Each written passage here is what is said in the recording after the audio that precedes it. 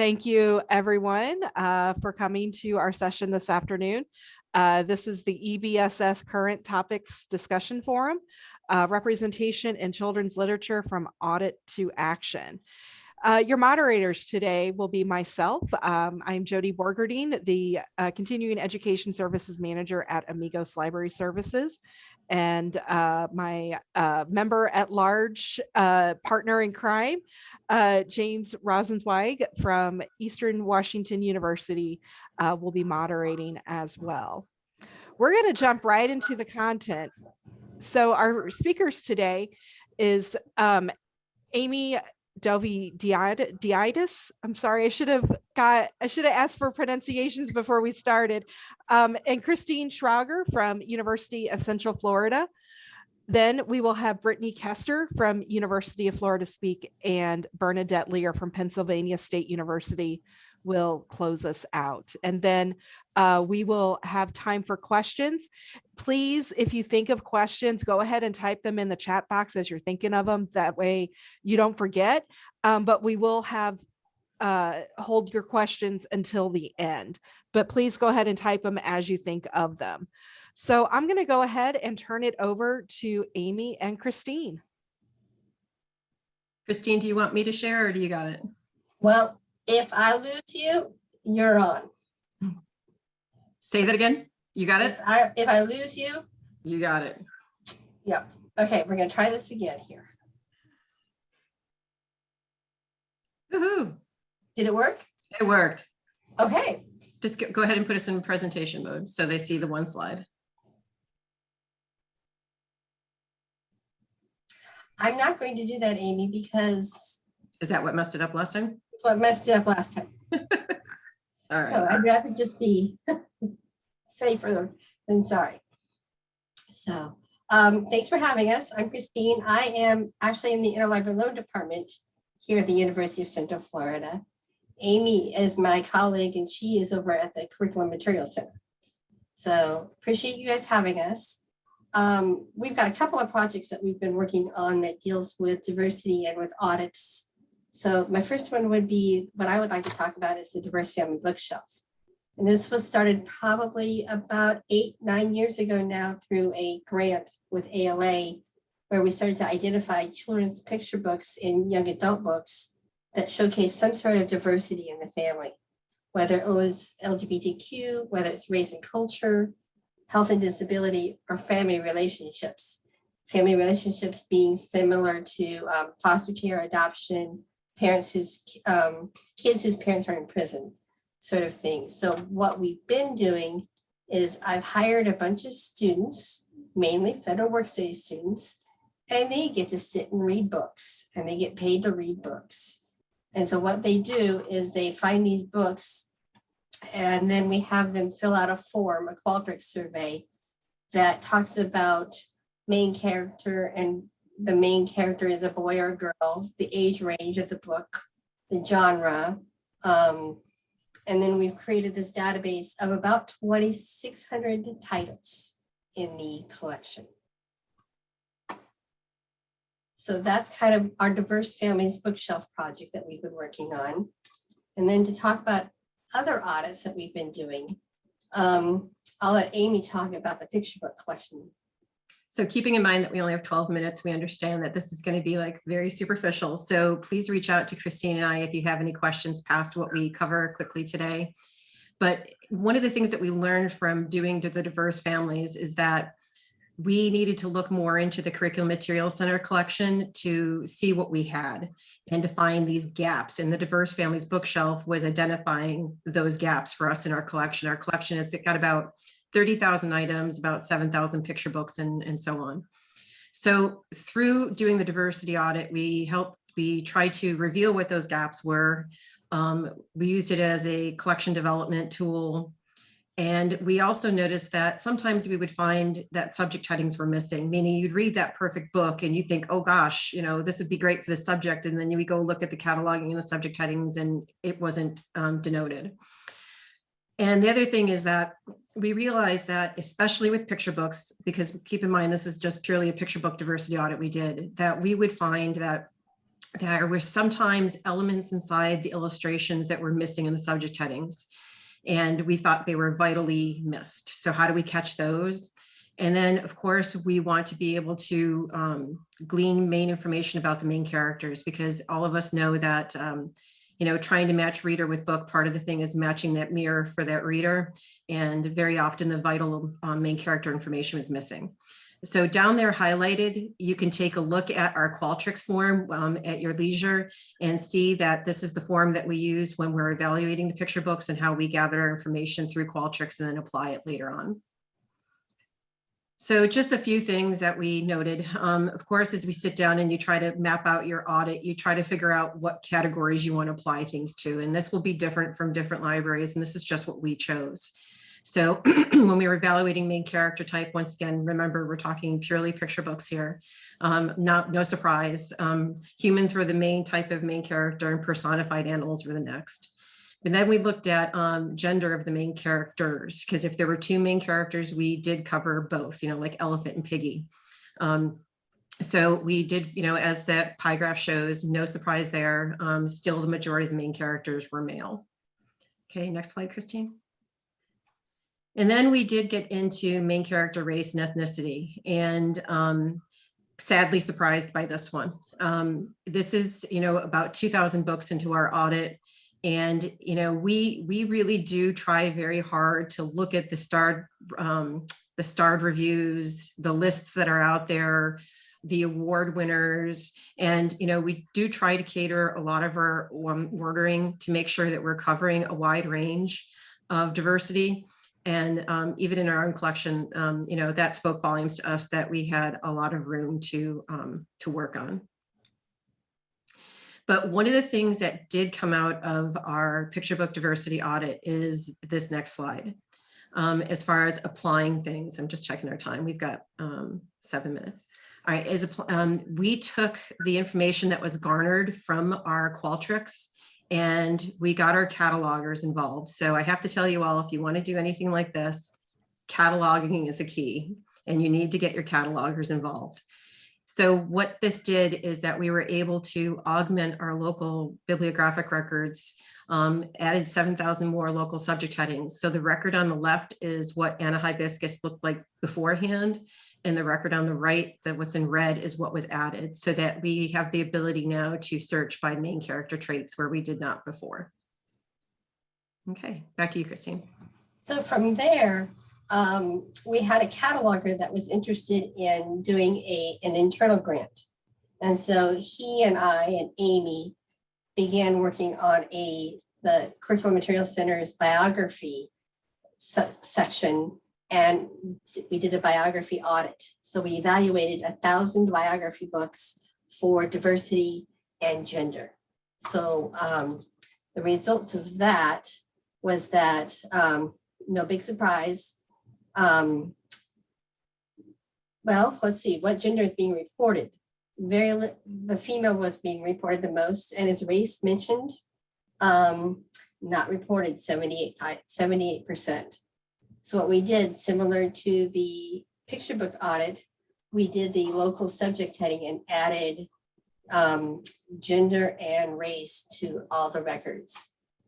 Christine, I just want to add one thing in there. That yes, one of the big differences between these two audits is that being that it was, they were looking at Library of Congress subject headings to see who was what was being assumed. So the assumption by this is then that males assumed.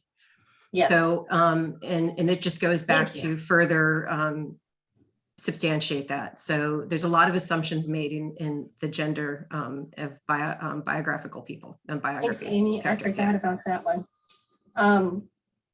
We added, let's see, 929 local headings for gender were added to 925 records, and then 1,200 local headings for race were added to 914 records.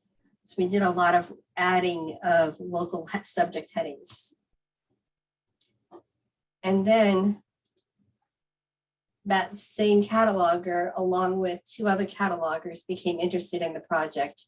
And now we are moving over, and we just are starting to look at the biography collection at the main library.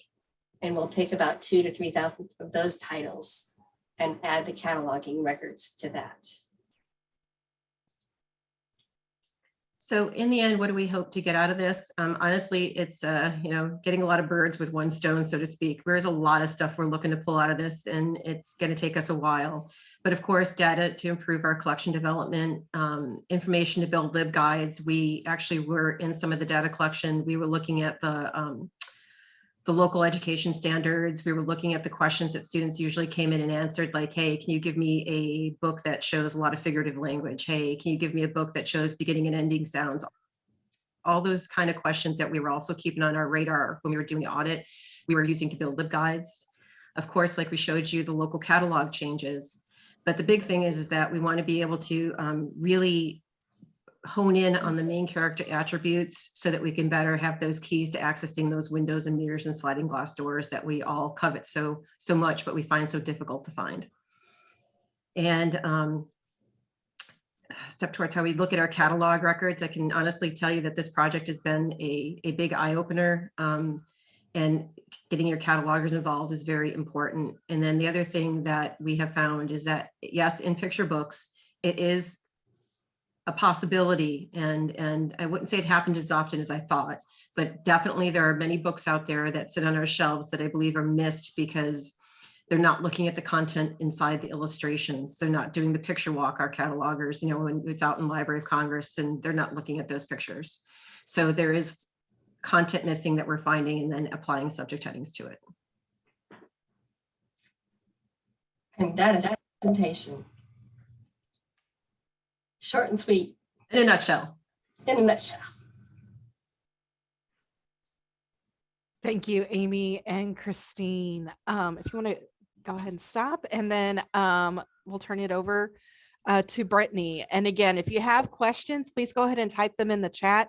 Our speakers will be answering them at the end of the presentation, but I encourage everyone to go ahead and put them in the chat now. That way you don't forget your question later. Go ahead and get it out of your mind now.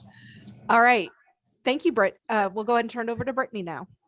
Okay, thank you. Can everybody see my screen? Okay, great. So yes, my name is Brittany Kester. I'm the education librarian at the University of Florida. And we also wanted to do a diversity audit on our children's and young adult collection. And as we were searching through the tools that were available, we stumbled upon the diverse book finders. So that's what I would like to share with you today. The diverse book finder itself, the tools that it has, our experience using those tools, and then also a new project that we're working on with the diverse book finder to help expand it. So first, a little background. The Diverse Book Finder, or DBF, was created at Bates College in Maine. It is a comprehensive collection of children's picture books featuring Black, Indigenous people, and people of color, or BIPOC. It has a free searchable catalog that right now includes 4,600 picture books and is always expanding.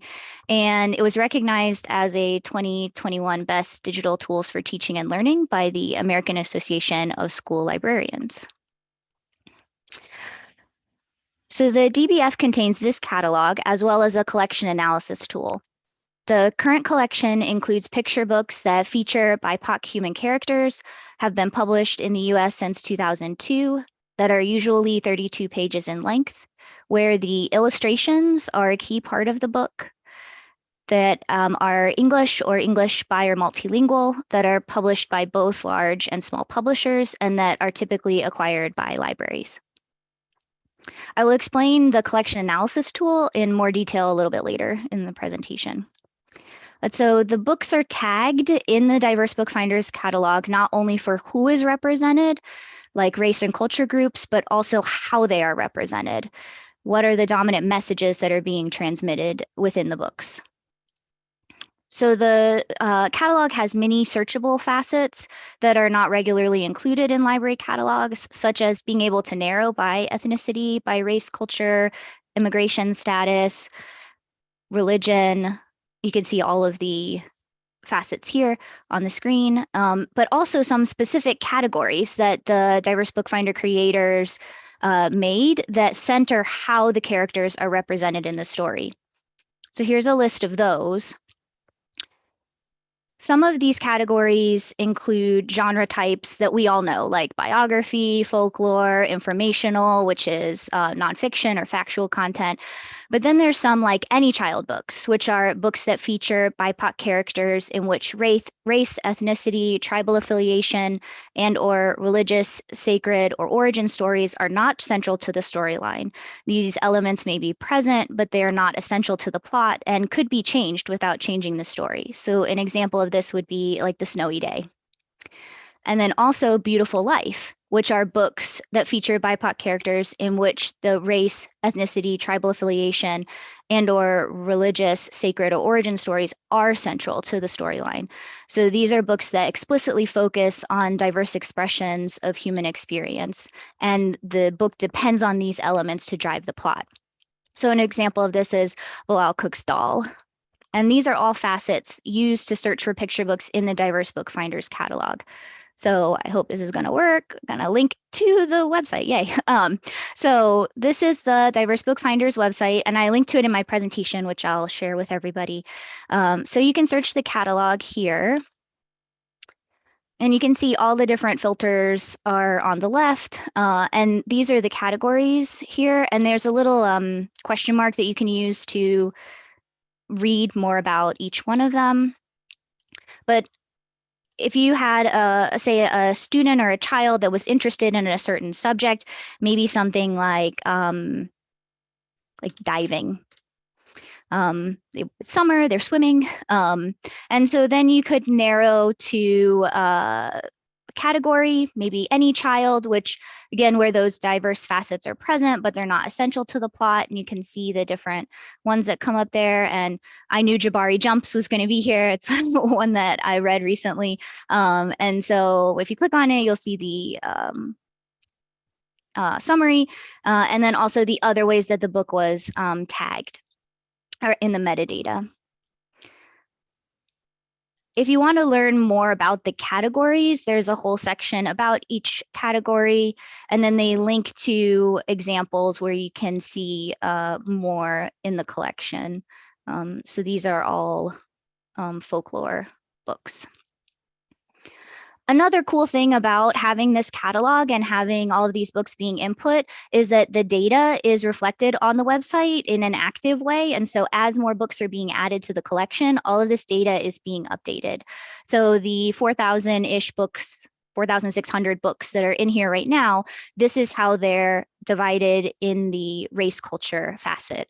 So you could click on Asian Pacific Islander Asian American collection, and then you can see that there are 816 books, and then this is how they're broken down within those diverse book finder categories. So there's 26% are any child books, 39% are beautiful life books, 13 are biography.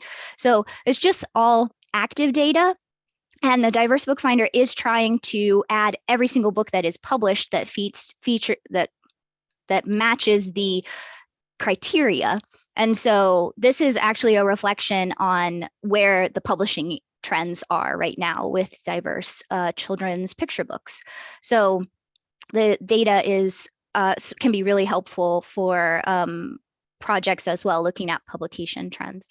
The other tool that is available on the Diverse Book Finder is the auditing tool. So myself and Rachel Elrod, who's the director of our education library at UF, that's how we discovered the Diverse Book Finder, was that we wanted to run this diversity audit on our children's and young adult collection. The audit tool is called the Collection Analysis Tool, or CAT, which is right here. And this is a tool that compares a list of ISBNs that you submit to the Diverse Book Finders catalog, and then we'll return an analysis based on race culture compared to those Diverse Book Finder categories that I shared. So we'll hop back in here. So the process to run one of these audits is pretty straightforward. You just create a username and password, and it's free. And then you get your list of ISBNs, and you just want to make sure that it's in a .csv, an Excel, or a .ods file to upload it into the system. Just as a learning opportunity. When we submitted ours, we had it in an Excel file and we couldn't figure out what was going wrong. We kept getting really, really weird numbers back. And we found that in Excel, because many of our ISBNs start with a 0, Excel removes the 0. And so we had to change it to a .csv file and then make sure that all the zeros were in the correct place. But as soon as we fixed that, we got the results back in about 5 minutes. So it's a pretty quick turnaround. And this is what the results look like. So this was done back in 2020. We probably need to run it again and see what it looks like now.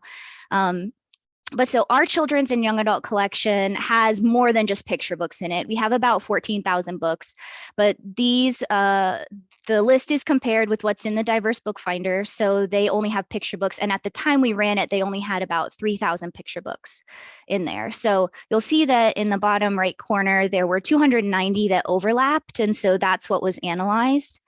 And so the results compare the race culture on the top to the diverse book finder categories on the left. And so you can see, like, for example, we didn't have any books that featured First, Native Nations, American Indians, or Indigenous characters that were informational. And so even though this wasn't a full picture of the diversity of our collection, we were able to see a lot of gaps. And so we decided to really focus on those that semester when we were purchasing books for our collection. And we used the Diverse Book Finders catalog to help us locate books that would fill in those gaps. So we ran the audit again after those books came in June, and you can see that we were able to fill almost all of the holes that we had, and that increased the diversity and inclusivity of our collection. But when we ran the audit, we were like, oh no, it only has picture books, and we have so many young adult, middle grade, early reader books. And so we reached out to Krista Aronson, who is one of the Diverse Book Finder founders and an associate dean at Bates College, to see if there were any plans to expand the collection. And at the time there were not, but it sparked a conversation that created a partnership between UF and Bates. And then we added an additional partner at Fresno State in California. And we applied for and were awarded a 3-year IMLS grant, Institute of Museum and Library Services, to expand the Diverse Book Finder to include early reader, middle grade, and young adult titles. So hopefully, as long as everything goes to plan, we should roll that out in 2024 or 2025. And so if you do want updates about when things are going to be rolling out, we have a email list on the Diverse Book Finders website that you can sign up for. And so I put that as the first link in these resources, but then included some other ones that you might be interested in looking at, as well as some of the articles that Krista wrote, as well as one that Rachel and I wrote that really detailed our entire process of using the CAT to audit and improve our collection. And then there's my contact information as well. So I'll make sure to share the link to this in the chat. So thank you. Thank you, Brittany. And again, if you have questions for Brittany or any of our other speakers, please feel free to go ahead and type those into the chat now. And our speakers will answer those questions after Bernadette is finished with her presentation. So Bernadette, if you want to go ahead and take it away.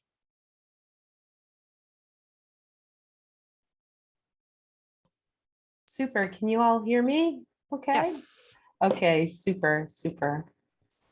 Sorry, the old lady is using the technologies now. Okay, hopefully, and you can see my slides okay? Yes, we can see them. Super duper. Well, I'd like to thank James, Jody, and EBSS for this opportunity to speak. I'm a little bit different than the other panelists in the sense that I haven't done a lot of auditing of my own collection. I primarily work at Penn State's Harrisburg campus, and that's not the main campus. And at Penn State, the main campus has the deep, broad research collection.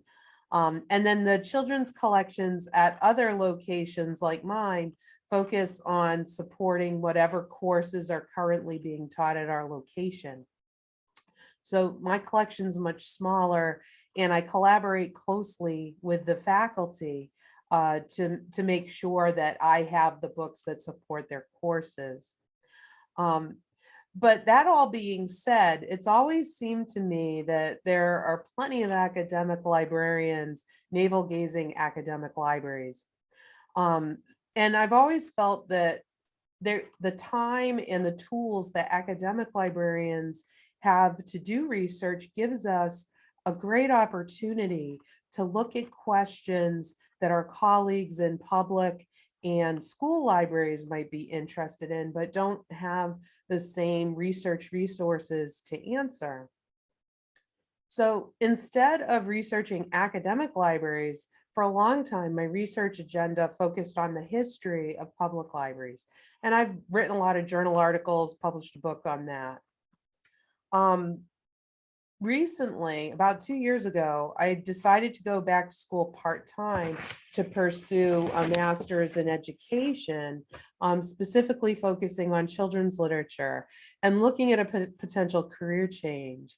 So these days, I'm more interested in what I call the literary ecosystem that kids and families experience.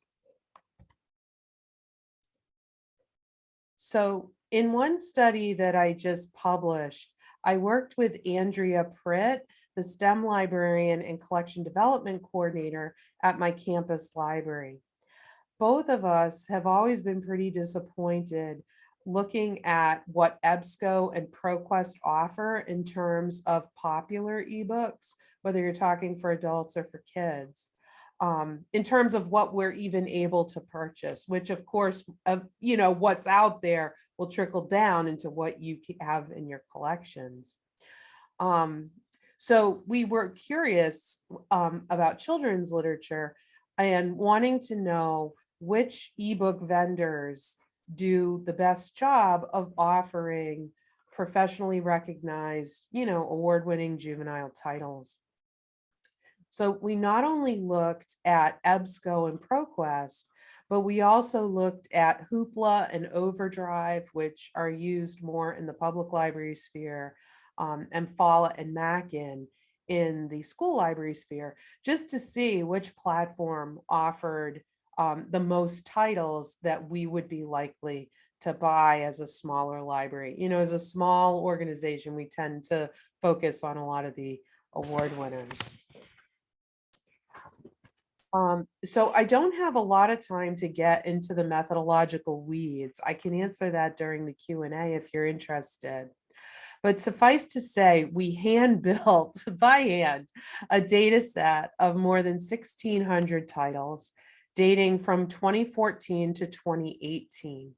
And to do that, we combed awards lists from ALA's divisions like YALSA and ALSC. We looked at ALA's roundtables and ALA affiliates, just looking for any sort of awards list that they have for children's and young adult books.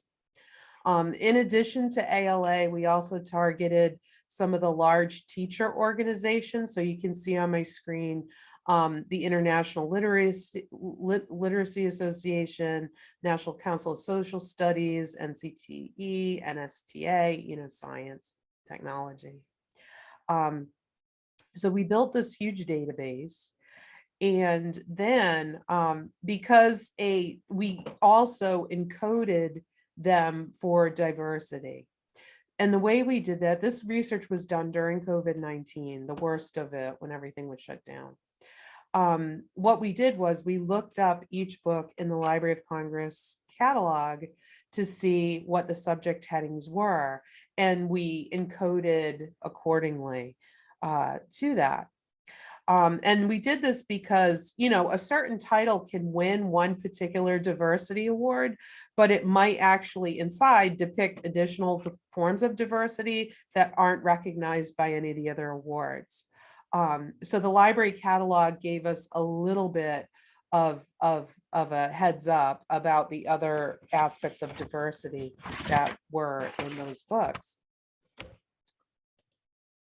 So overall, we found that of the entire data set of juvenile award-winning books, only EBSCO and ProQuest only offered for purchase about 1/3 of all those books. And, we didn't get into the weeds in terms of whether it was a single user license or 3-user or an unlimited or whatever. This is just if they offered any type of ebook version at all.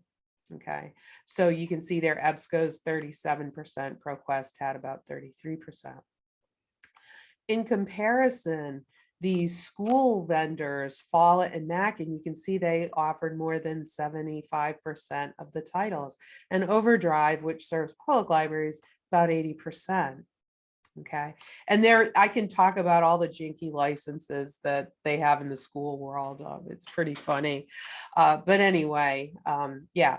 So in terms of just strict title offerings, okay, when we broke things down by grade level, we used Hornbook reviews to encode all the books by grade level. And when a Hornbook review was not available, we used Amazon's descriptions to try to encode things. When we looked specifically at books that were geared towards pre-K through 3, so the books for the youngest kids, EBSCO and ProQuest's title offerings really plummeted. So they only had about 12-13% of those award winners. So as you can see, very little for children's books. And that doesn't really surprise me, because a lot of the books for our youngest kids, of course, they have lift the flap, they've got cutouts, textured pieces, and other tactile or artistic components that don't trans well into the current sort of digital environment. So that result wasn't surprising.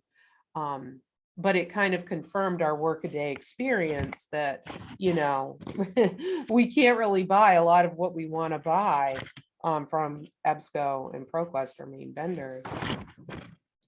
Looking at other aspects of diversity, we found that the vendors' offerings of DEI titles usually tracked with the percentage of titles from the entire data set that those vendors offered overall. But what do I mean by that? So you can see that EBSCO and ProQuest, it's in the 30 to 40% range, kind of what they had been doing all along. Follett, Mackin, Overdrive, 80% or so. So very similar to what the results were for our data set as a whole.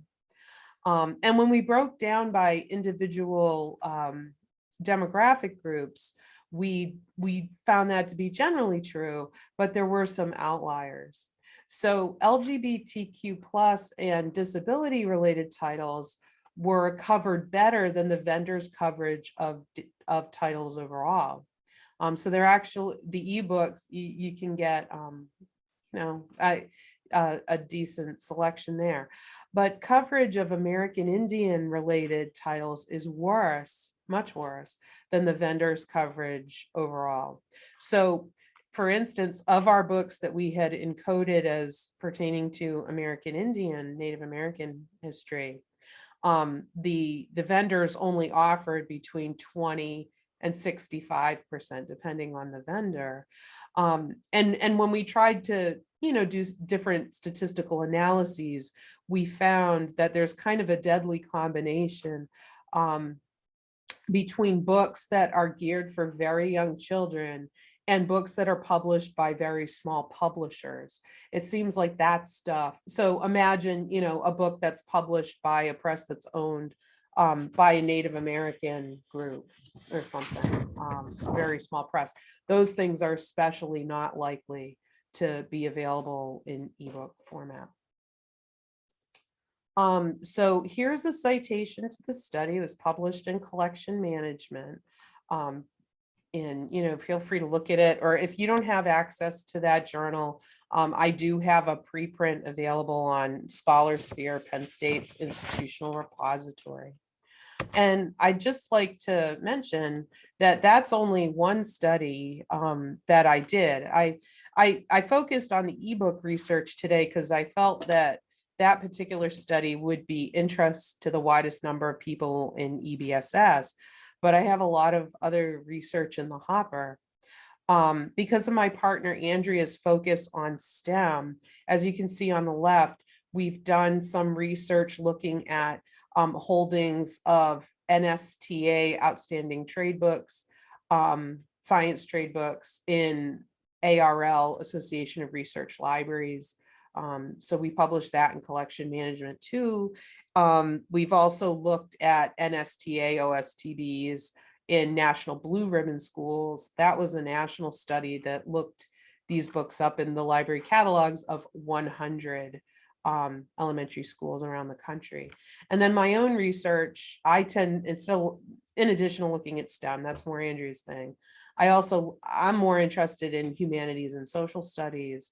So I've done a study looking at books that have been awarded awards by Catholic education associations and Catholic literary associations, and taking those Catholic books to see if urban public libraries have them. That's coming out soon in Catholic Library World. And I'm currently working on Pennsylvania collections. So lots of stuff in the hopper, but I'm going to zip it now so we can open up to Q&A. Thanks. Thank you, Bernadette. This is all a lot of great information. And like Amy said earlier in the chat, a lot of great data that you shared. Okay, again, if you have questions, we've got plenty of time. We've got 20 minutes, so plenty of time to pepper our speakers with your questions or comments. I believe there was one earlier in the chat. I believe this is for Brittany. How much representation of a certain group do you have to see within a picture book in order to decide what is worth adding, that it's worth adding subject headings? I think that actually might have been for Amy and Christine. Okay, Amy and Christine, sorry about that.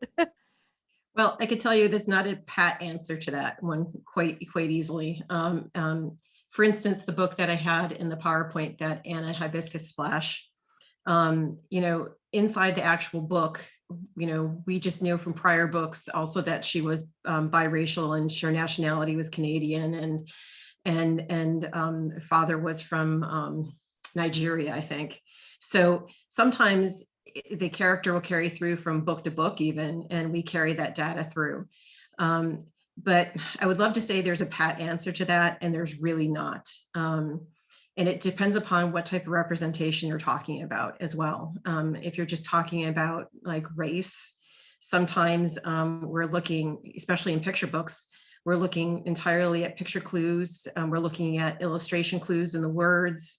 And there are even times when we are not completely sure. If we mark it as undetermined, we've even emailed the author, and the author, actually every single time we've emailed an author has replied and has validated.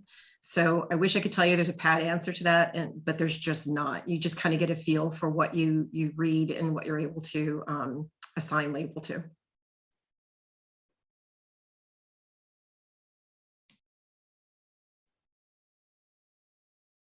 Great, thank you. James, did you have a question? Oh gosh, I have so many. This is just like a kid in a candy store today, all of you, I have to say. So exciting to see the stuff you're doing. I, like a lot of us, am doing my own stuff, that's intersecting. Each of you is, I wish this was a conference where I could just corner you all for an hour and a half afterwards. I had mentioned to you all beforehand that I had a sort of question about impact. You've all actually spoken really well about it in your presentation, so I'm going to tweak it just a little bit and ask if maybe for each of you, if you have just an example of a way you've seen your work have impact, maybe a conversation with a faculty member or a student, or just a moment where you're looking at like a book on the shelves or a display you're putting together and you realize, yes, like this is what my work has led to, or this is what's possible now because of what I did. I think just some little practical examples like that would be really wonderful to hear. I guess I'll go first. We work in a curriculum materials center, so we do get our education students coming in. And one of the questions that almost always gets asked is, my instructor has told me to find a book that has a character that looks like me. Now, all the blonde-haired, long, blue-eyed, Caucasian girls, real simple. That was a simple one to go through. And so now with our local subject headings, the students are having a much easier time narrowing in those books by gender. And even if it's a neutral gender, they have a much easier time of honing in based on gender and ethnicity with those local subject headings. And I think it's been a powerful tool for finding those mirrors, and the students have really latched onto it. For me, it was personal in the fact that I have a daughter that is African American. And I started off wanting to create this project for me to find books that showcased an interracial family. So for me, this project has been personal, and all of this work has been personal in that respect, to make sure that my daughter could find books that were mirroring her family. I also have to say, about 6 months ago, I put a poster up in my window in my office about the project, and I had a student just walk into my office and say what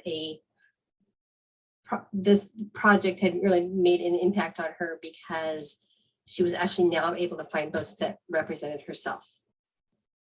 So that would be my response.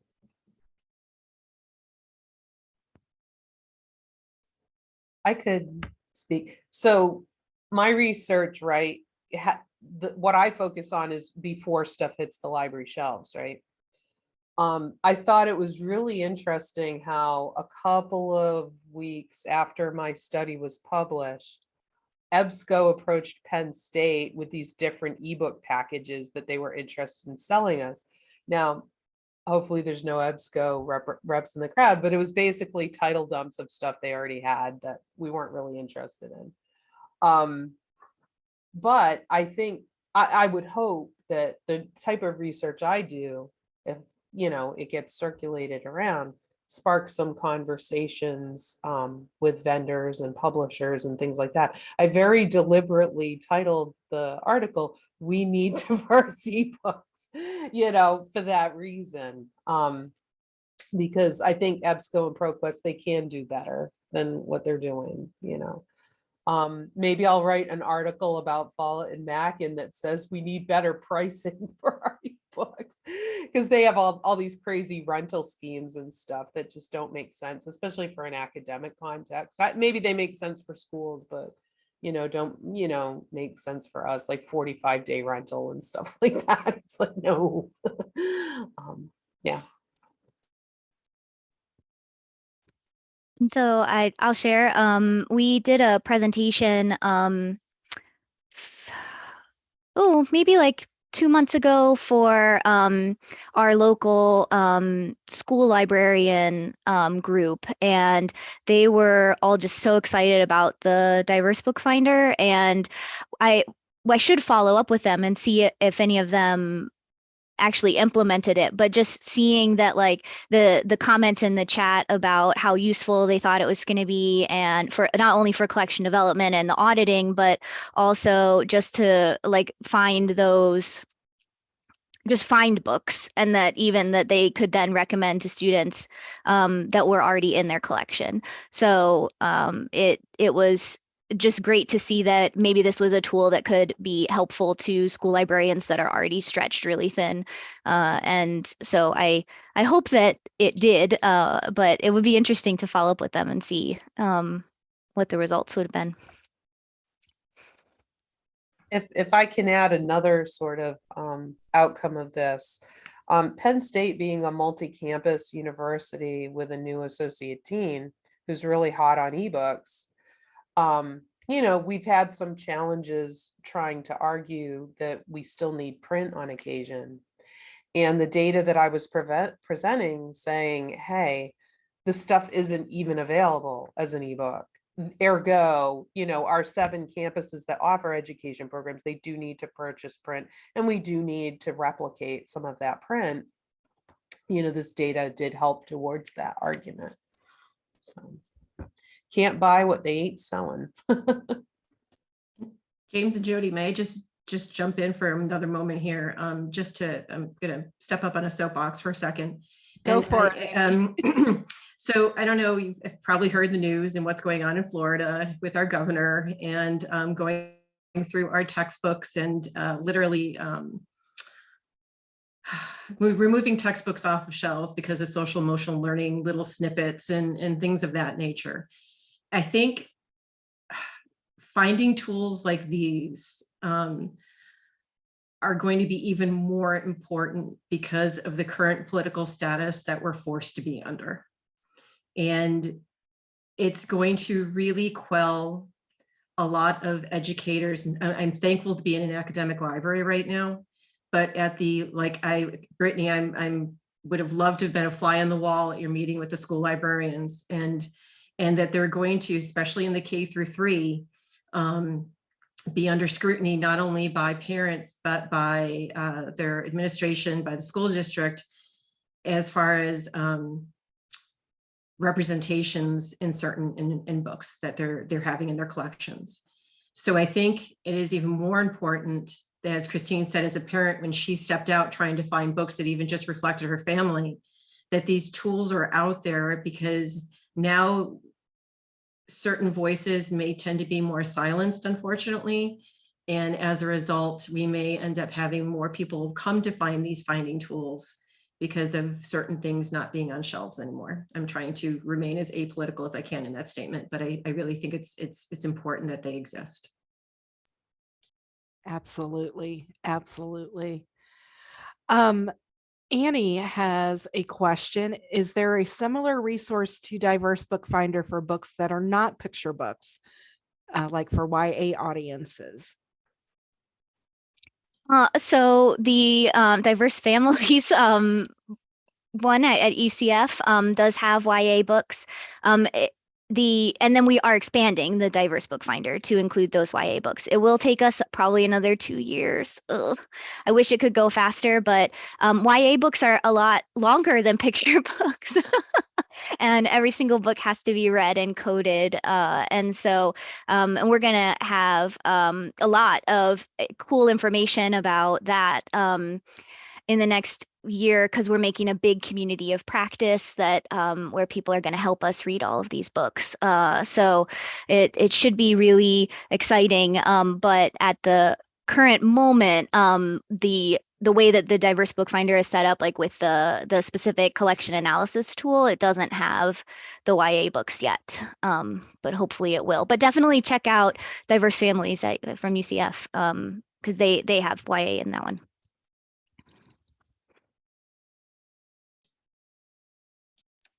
Amy, do you mind giving us just a sense of what you probably had the numbers on your slide, but what the breadth of that coverage is right now for YA? Oh, unfortunately, the YA one I'm not sure about. I mean, we're well over, I would say, overall in the entire thing, about 2,500 titles. I'm sorry, I don't know the YA one because I focus mostly on the picture books on ours. But I think an important point to bring back to what something Brittany said, the key thing is that in both the Diverse Book Finder and the Diverse Families, the books are read in their entirety. There is so much breadth of nuance that is these students are able to pull out when they're trained to be readers, and that is missed in a typical cataloging. I mean, we can't expect catalogers to do that. I mean, you can't read a 400-page young adult novel, but the readers do read the book in its entirety. And so the level of coverage and the level and depth of understanding is so much better that's being offered.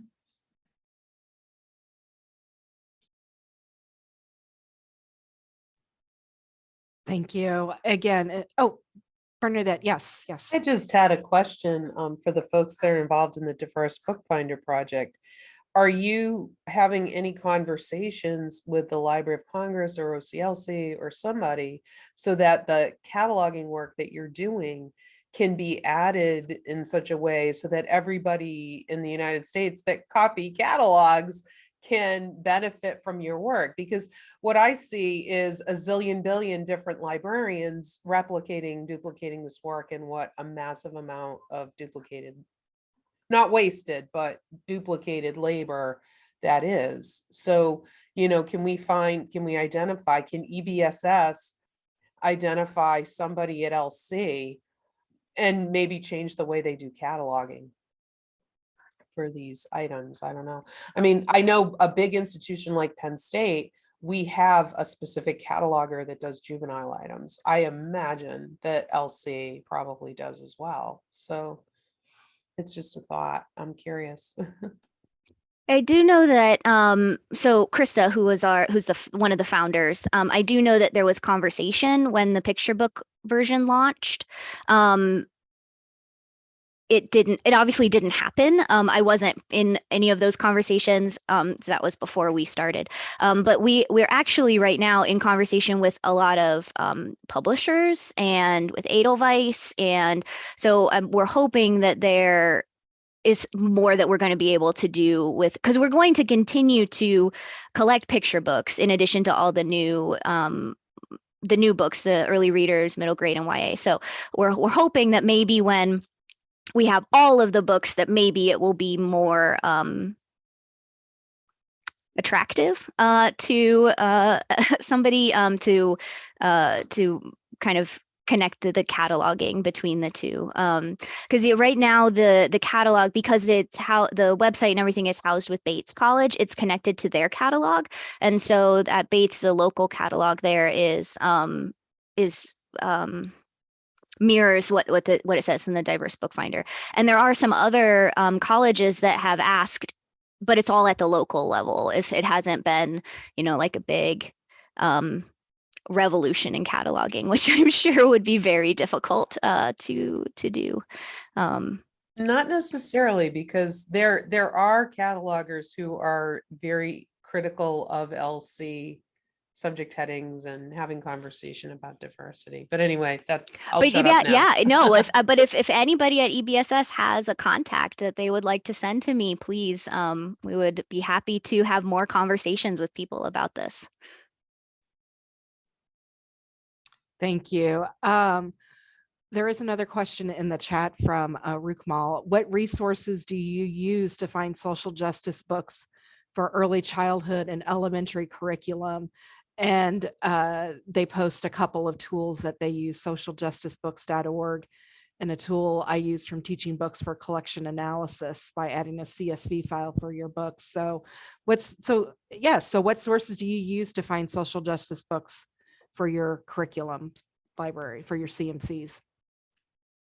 I know Lee and Lowe usually has some really good lists. And I know that we use those other ones. Socialjusticebooks.org is, of course, another one. But Lee and Lowe has some really good lists as well.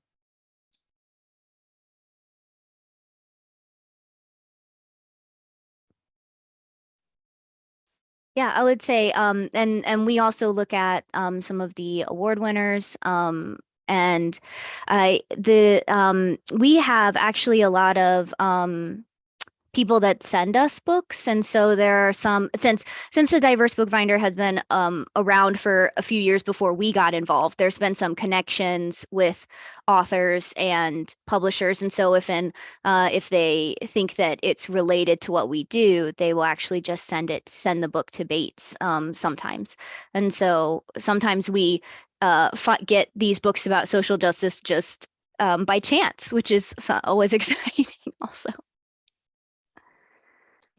And also the Children's Literature Comprehensive Database, CLCD, they have a lot of lists in their Read and Shine. So if you go to the very top, their Read and Shine has a lot of lists and that are definitely worth looking at. Yes, that's definitely a good one. We use that a lot, and I just forgot.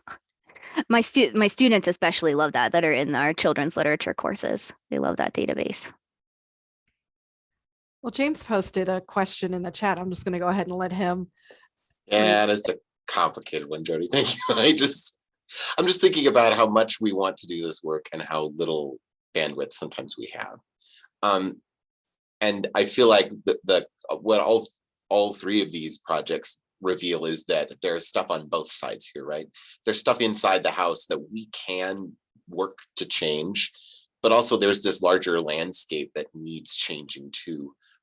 Where do you feel like we are going to get the most leverage? Like, is it to take care of our own side of it and expect that if we do our work, somehow publishing will catch up, or where should we go? And you may all have different answers, I know, but I'm curious to what you would say. I think one of the last conferences I was at, I stopped in and talked with a publisher that was had a wide range of diverse books, and we started to look at. I just happened to go in to see how his book was cataloged in Library of Congress and look at the subject headings for that. It was diverse titles, everything was in there, and the cataloging missed the mark totally. And I said to him, I said, you understand your cataloging is the keys to the kingdom for us, because if I can't read all these books, we have to rely on being able to search. And his response was to me, and I won't forget this, he said, it's a two-edged sword. He said, one, very often we will send to Library of Congress how we want the book to be represented, but they don't. So that's one.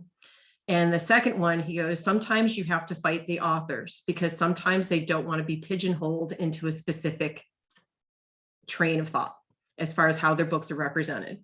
So there's a lot of layers here, and I would love to say that I would love to see it hit with Library of Congress, but when we look at how long it took to take out Legal Alien and update that,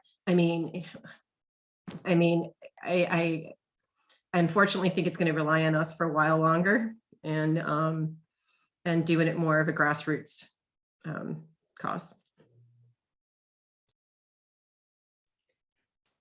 I'm a longtime member of EBSS, and one thing that I remember very vividly, I don't know if any of y'all remember Kate Corby. She was a member, geez, it's almost 20 years ago, when the ERIC database and the folks at the Department of Education were making massive changes to that database during No Child Left Behind.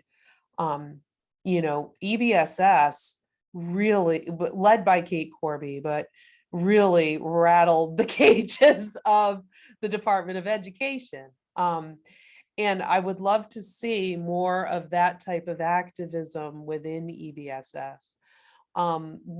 When I was chair of EBSS back in the day, in 2015, 2016, we reached out to APA Psych Info about how they were, how their thesaurus represented LGBTQ, because there's a lot of outdated terminology there. So I would like to see our association on these sort of bigger picture issues of publishing, of cataloging, of database thesauri and things like that, for EBSS to put together a committee and bang the doors on the behalf of our profession. Not to say that an individual person can't have impact. They certainly can. Kate Corby did. But I think there's a lot of oomph, and vendors and, the powers that be pay more attention if a whole entire profession says, hey, this is problematic. Right. Power in numbers. Yeah. Yeah. Yeah.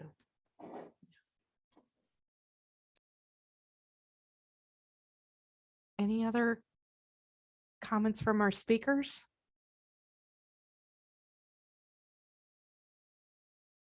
And Heather posted in the chat that Novelist also has a list for the ability to filter for diversity topics. So that's a good point to make.